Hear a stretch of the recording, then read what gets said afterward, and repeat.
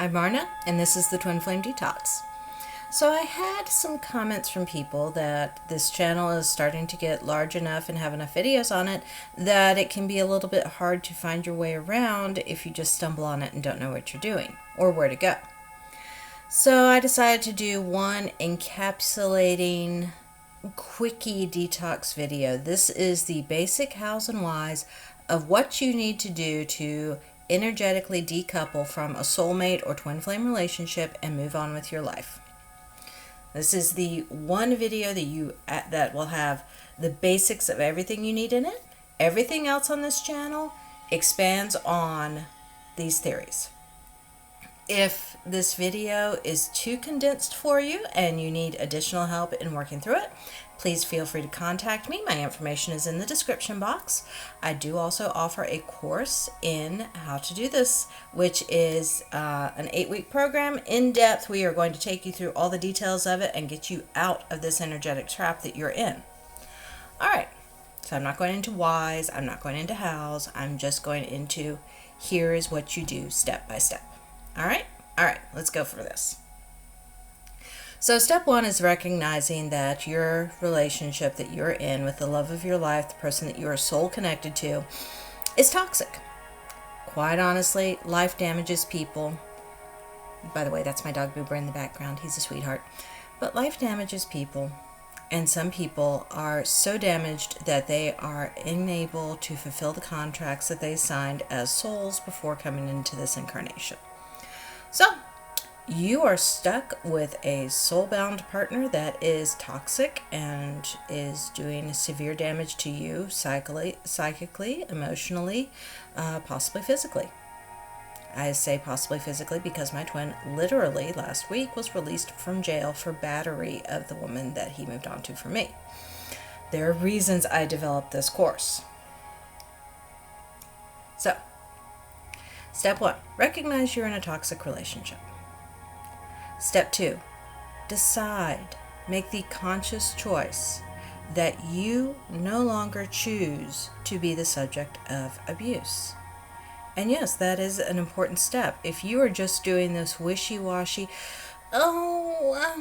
maybe he'll change, maybe they'll come back to me and, realize the error of their ways. Once they spend a week without me, they're going to be, begging to come back. That's not going to work. Honey, if a person is toxic, and they are not going to change just because your sweet little self walked out the door. I'm sorry to have to be so blunt about it, but that is the truth. Toxic people do not change unless they absolutely have to, because their entire lives have built up to the point that they're at. That is a lot of entropy that has to be overcome. Unless they choose to change, you're not doing it. You're not changing anyone. The only person you can change is yourself. So, you have to make the conscious decision. You are done. Out the door, done. That's it. No more. Yes, it's hard. Yes, there's a lot of crying involved and generally eating a lot of ice cream. That's okay.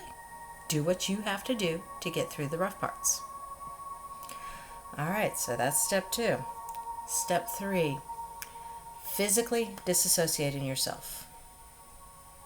You cannot quit your addiction to your twin flame if you are still seeing your twin flame in an intimate way on a regular basis. It's like quitting smoking. No one ever quit smoking by saying, well, I'll just smoke 2 cigarettes today. Because 2 cigarettes is going to turn into 4, which is going to turn into 6, which is going to turn into a pack a day again before you know it. So, you must physically dissociate. And this can be difficult because this can mean separating lives. It can mean moving apartments. It can mean, in my case, I ran 3,000 miles from Georgia to California, and then life brought me back. So, physically separate. You are not going to be able to do this process if you are still sleeping in the same bed as the person who is being toxic to you. Plain and simple. You're welcome to try, but I'm telling you now, it will not work. Step 4. Once you have physically separated from your twin, now you can work on energetic separation. You will first be identifying your energy, who you are when you are not in the presence of your twin. You need to be able to recognize what your energy feels like, what it sounds like, what it breathes like. This is going to require a lot of meditation, but you can do this. This is actually one of the easier parts. This is getting in touch with who you truly are. Expect to do some meditation, expect to do some journaling. There's a lot of really fun exercises. And this is also when you're going to start working on your core wound healing. Now, if you look up here somewhere up in the sky floating above my head, there should be a link to my exercise on healing core wounds. And there should also be a link somewhere to the exercise on shadow work. You will need to be doing both of these quite regularly while you are working through finding yourself and your core center again. All right, so where are we now? We've gone through 4 steps. You have identified the problem. You have made the conscious decision to no longer be a part of the problem. You have physically separated from the problem, and you have recognized who you are.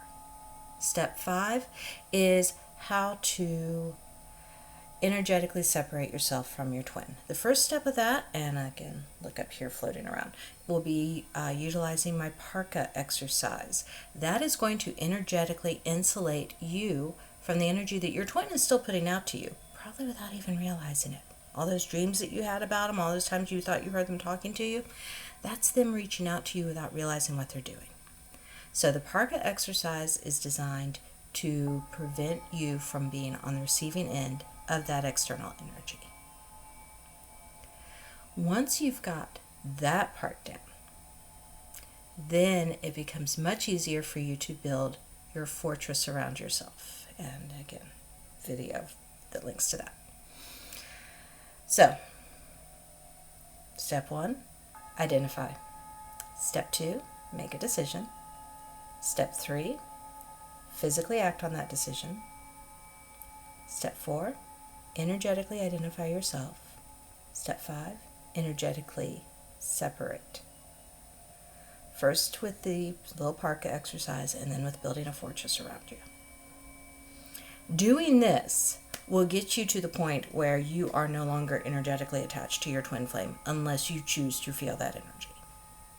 There are a lot of people out there who go on and on about how twin flame bonds can never be broken. That is true. There will always be a remnant bond that will carry over from lifetime to lifetime. Energy cannot be separated from energy. But you can minimize the effect that that energy has on you so that you can go through your daily life without having to worry about it. Once you have gone through all that, then you can start doing the meditations to start focusing on your inner peace and happiness. Because let me tell you a secret. All of the love, all of the bliss, all of the incredible sensations you felt with your twin came from within you. You produced those. Your twin did not.